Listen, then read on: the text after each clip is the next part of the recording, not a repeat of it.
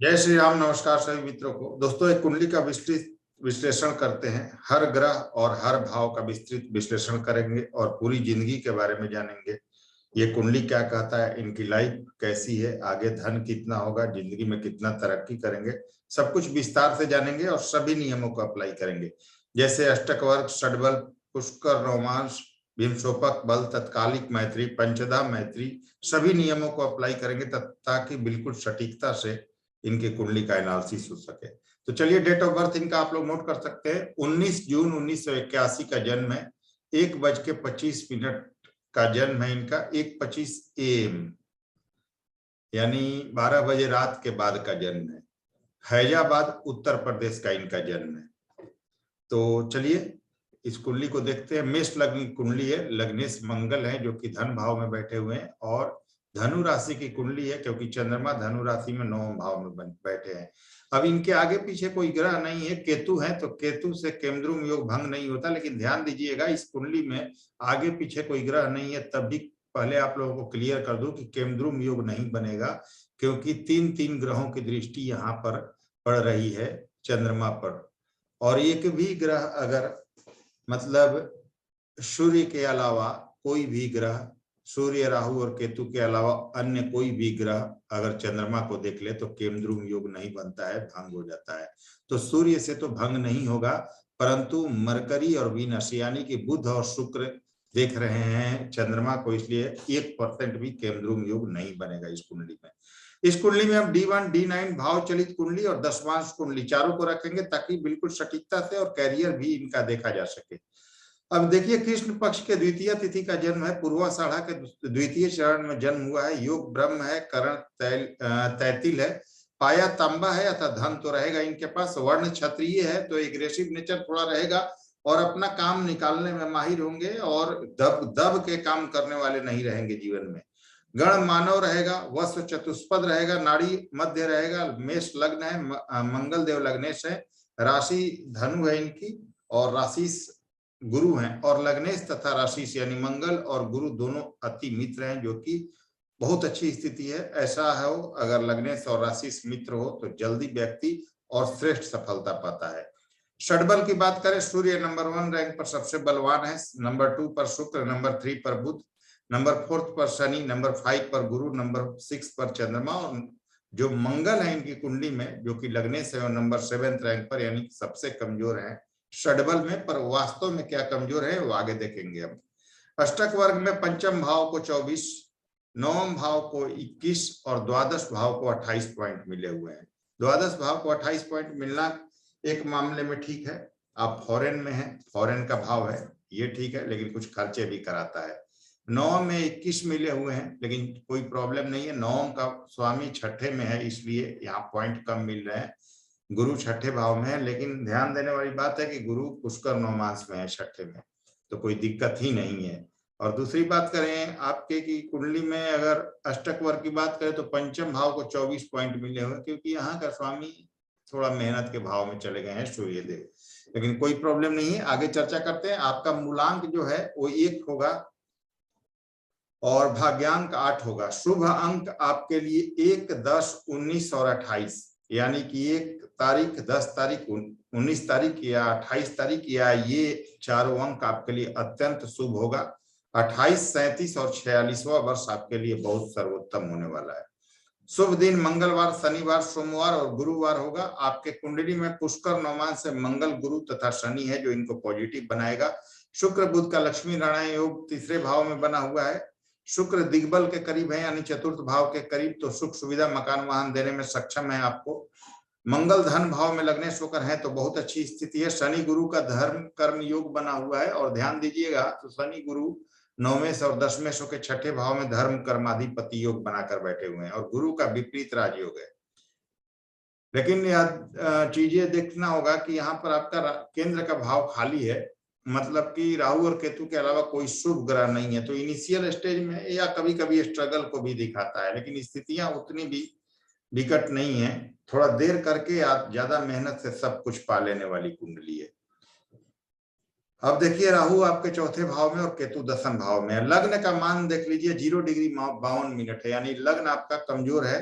और लग्न केतु के नक्षत्र में है, जो यह बताता है कि आप हमेशा परिवार से जुड़े रहेंगे। पर लग्न कमजोर है, अतः किसी भी कार्य में फल मिलने में देरी और कार्यों में थोड़ा अड़चन को दिखाता है।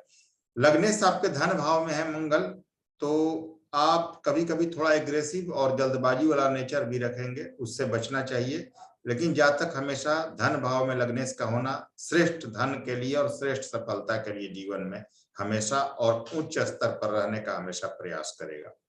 अब देखिए, लग्न आपका 0 डिग्री 53 मिनट का है, लेकिन एक चीज बहुत इंटरेस्टिंग है कि अगर हम देखें नवमांश आपका, तो देखिए नवमांश चार्ट को देखेंगे अगर हम, तो नवमांश चार्ट देखिए, आपका नवमांश भी वर्गोत्तम है, यानी कि जो लग्न आपका 0 डिग्री का है वो उसे बल मिल गया यहाँ नवमांश वर्गोत्तम होकर, और लग्नेश स्वयं वर्गोत्तम होकर पुष्कर नवमांश में सेकंड हाउस में है। तो लग्न भी आपका यहाँ स्ट्रांग हो गया और लग्नेश भी स्ट्रांग हो गया। तो अब आपको चिंता करने की कोई जरूरत नहीं, थोड़ा एफर्ट बढ़ाना होगा, हर चीज पाएंगे और सफलता हमेशा आपको मिलेगी। अब चलिए आगे बढ़ते हैं।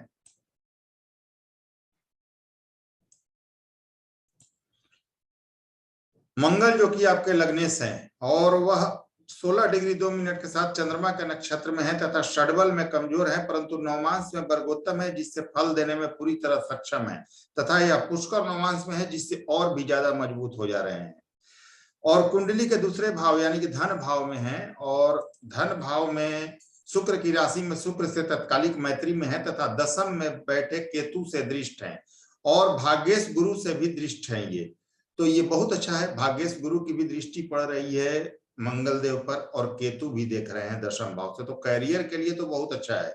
लग्नेश का धन भाव में होना हमेशा धन के लिए प्रेरित करेगा, हमेशा श्रेष्ठ करने के लिए प्रेरित करेगा। जातक के पास पैसे की कोई कमी नहीं होगी, अच्छे खासे पैसे रहेंगे आपके पास। परिवार का सपोर्ट हमेशा रहेगा, पर वाणी कभी कभी एग्रेसिव होगी, उससे बचना चाहिए, ध्यान रखना चाहिए। बुद्धि विवेक अच्छा रहेगा, विदेश सेटलमेंट तथा विदेश से हमेशा लाभ होता रहेगा और भाग्य का पूरा साथ मिलेगा, क्योंकि आपके मंगल के नक्षत्र स्वामी चंद्रमा आपके भाग्य भाव में ही बैठे हुए हैं, तो भाग्य का पूरा साथ मिलेगा। भाग्य का साथ प्रबल रूप से है नक्षत्र स्वामी चंद्रमा, क्योंकि आपके 9 भाव में है। भाग्येश गुरु की दृष्टि भी पड़ रही है मंगल पर, यानी आपके लग्नेश पर, तो निश्चित रूप से द्वितीय भाव और लग्नेश पर भाग्येश की दृष्टि होना अपने आप में प्रबल भाग्य को और कैरियर को दिखाता है। और मंगल आपके भाव चरित कुंडली में तीसरे भाव में चले गए, तो मेहनत थोड़ा बढ़ाएंगे लेकिन आपको रिजल्ट पूरा देंगे, क्योंकि पुष्कर नवमांश में भी है। अब आगे बात करते हैं शुक्र की। तो शुक्र की बात करें तो शुक्र जो द्वितीयेश और सप्तमेश है, और वह 22 डिग्री 59 मिनट के साथ 58 मिनट के साथ 22 डिग्री 58 मिनट के साथ गुरु के नक्षत्र में तथा षडबल में बलवान है एवं स्वयं के मूल त्रिकोण से 9 भाव में है। आप ध्यान दीजिए, स्वयं के मूल त्रिकोण और सप्तम भाव से ये 9 हो रहे हैं, और कुंडली के तृतीय भाव में बुध की राशि में बुध से तत्कालिक शत्रुता में है, क्योंकि बुध के साथ है, तो बुध से तत्कालिक शत्रुता में होकर बुध से सम हो रहे हैं। तो ये क्या रिजल्ट देंगे ये समझते हैं। एवं बुध तथा सूर्य से युति है, और बुध शुक्र का लक्ष्मी नारायण योग भी तृतीय भाव में बना हुआ है, तो तृतीय भाव में यह योग बनना बहुत ज्यादा फलदायी तो नहीं है, बहुत मेहनत से लाभ देगा, मेहनत से फलित होगा। पत्नी से तालमेल बनाकर रखें, अच्छा रहेगा। मेहनत को थोड़ा ज्यादा बढ़ाएं ताकि सभी सपने पूरे हो सके। शुक्र बुध की युति तथा उस पर चंद्रमा की दृष्टि आप में कोई स्पेशल आर्ट या किसी क्षेत्र में दक्षता आप में जरूर होगी, किसी ना किसी क्षेत्र में आप दक्ष जरूर होंगे। कोई ना कोई आर्ट भी हो सकता है, उसे निखारे, अपने आप को पहचाने और बेहतर करने की कोशिश करें, जबरदस्त परिणाम मिलेगा आपको।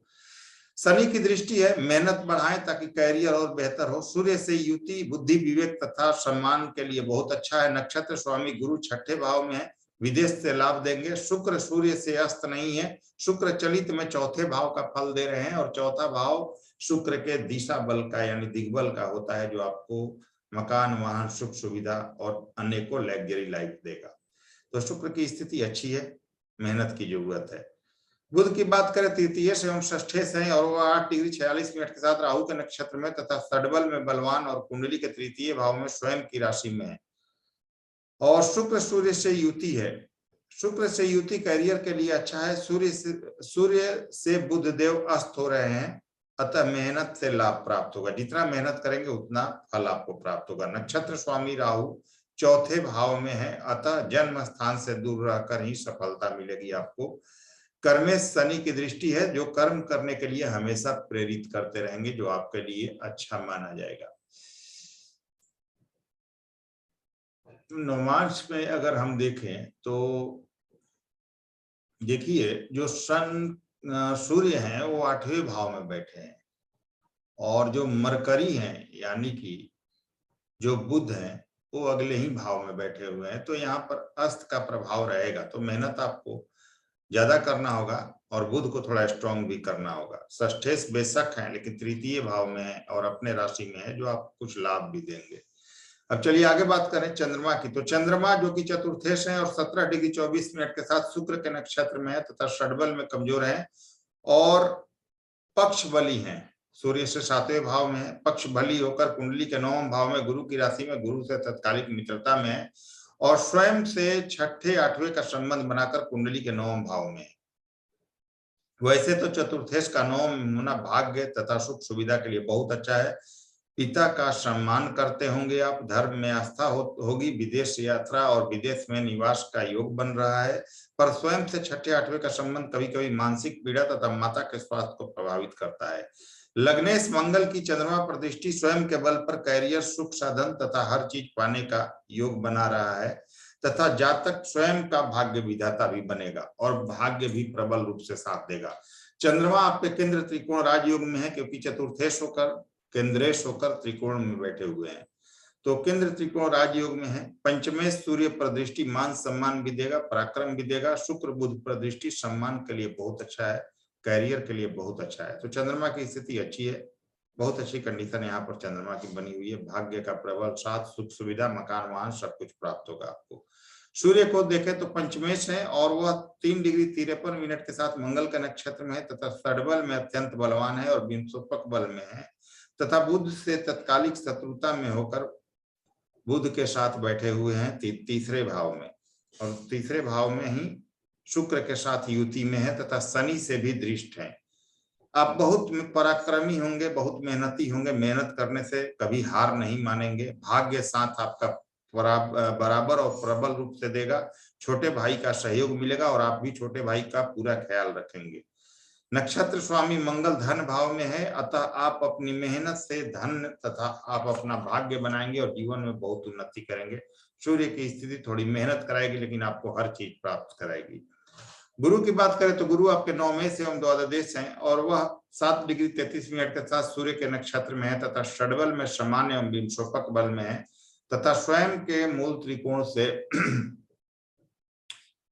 अपने मूल त्रिकोण से 10वें भाव में और कुंडली के 6ठे भाव में बुध की राशि में बुध से तत्कालिक मैत्री में है एवं दशमेश तथा एकादश देश शनि से युति तथा केतु से दृष्ट है। गुरु द्वादश के भी स्वामी हैं, जो कि भाग्येश तथा द्वादश गुरु कर्मेश शनि के साथ 6ठे भाव में है तथा 12वें भाव तथा स्वयं की राशि को देख रहे हैं, यानी कि 12वें भाव को देख रहे हैं और 12वें स्वयं की भी इनकी राशि है तो उसको देख रहे हैं। तो ये बहुत शानदार स्थिति बन रही है। क्यों? क्योंकि 12वें का स्वामी 6ठे में बैठकर 12वें भाव को देख रहा है, अपनी राशि को देख रहा है, तो हमेशा जीवन भर आपको विदेश से लाभ देता रहेगा। लग्नेश मंगल बलवान तथा बहुत अच्छे हैं और धन भाव में बैठे हुए। ध्यान दीजिए, लग्नेश जो मंगल है वो बलवान है और डिग्री वाइज बली है और अच्छे भाव में धन भाव में बैठे हुए हैं। तो इसका मतलब यह है कि 12वें का स्वामी 6ठे में बैठा है, तो 6ठे 8वें 12वें का स्वामी कहीं विपरीत भाव में बैठे तो विपरीत राजयोग बनेगा। अतः यहाँ पर गुरु का विपरीत राजयोग बन रहा है, जो आपको बहुत सफल बनाएगा, कैरियर देगा, विदेश से लाभ तथा विदेश सेटलमेंट देगा और अपनी मेहनत से बहुत धन देगा। भाग्येश गुरु का कर्मेश शनि के साथ होना धर्म कर्माधिपति योग भी बना रहा है, जो धर्म से जोड़ेगा, अपनी मेहनत से जीवन में सफलता देगा। नक्षत्र स्वामी सूर्य तृतीय भाव में है, इनके गुरु के जो नक्षत्र स्वामी है अतः तृतीय भाव में है सूर्यदेव, अतः अपनी मेहनत बढ़ाएं, जिंदगी में बहुत सफल होंगे आप। केतु की दृष्टि भी है, अतः धर्म से जुड़े, मेहनत करें, कैरियर बेहतरीन रहेगा। अब इसमें सोने पर सुहागा ये हो रहा है कि आपके जो गुरु हैं वो पुष्कर नवमांश में है, जो आपको शानदार कैरियर, आय और विदेश से जीवन भर लाभ देते रहेंगे। अब शनि की बात करें तो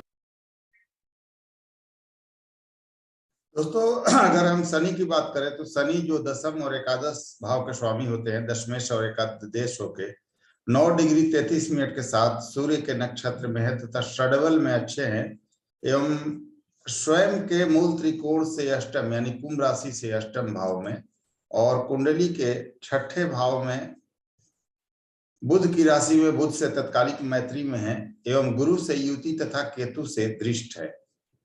दशमेश छठे में है, अतः काम में कभी कभी बाधा तथा देरी होगी, मेहनत ज्यादा करनी होगी।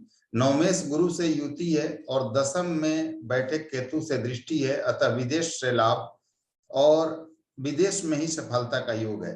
धर्म से जुड़कर रहें, मेहनत को बढ़ाएं, मेहनत ज्यादा करें, हमेशा लाभ होता रहेगा।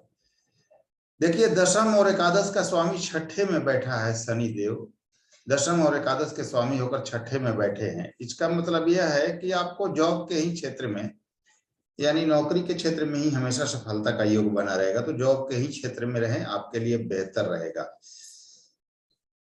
वह और दोस्तों देखिए कि दशमेश और एकादश छठे भाव में बैठकर 12वें भाव को देख रहा है, तो जन्म स्थान से दूर और विदेश में ही सफलता का योग रहेगा आपके लिए।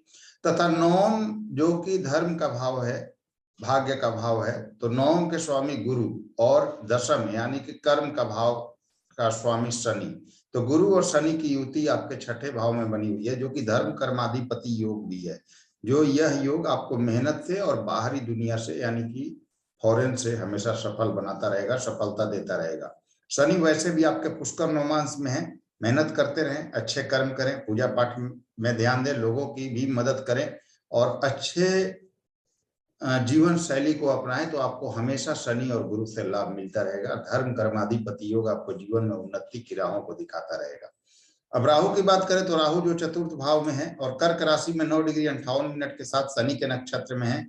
अभी राहु की दशा चल रही है और चौथे का राहु जमीन जायदाद संबंधी कोई गलत फैसला करा सकता है, कहीं पैसे ना फंसे, इसका ध्यान आपको हमेशा रखना होगा। सोच विचार कर फैसला लें। कैरियर हालांकि ठीक रहेगा, विदेश से लाभ होता रहेगा, जन्म स्थान से हमेशा दूर रहने को आपको मिलेगा।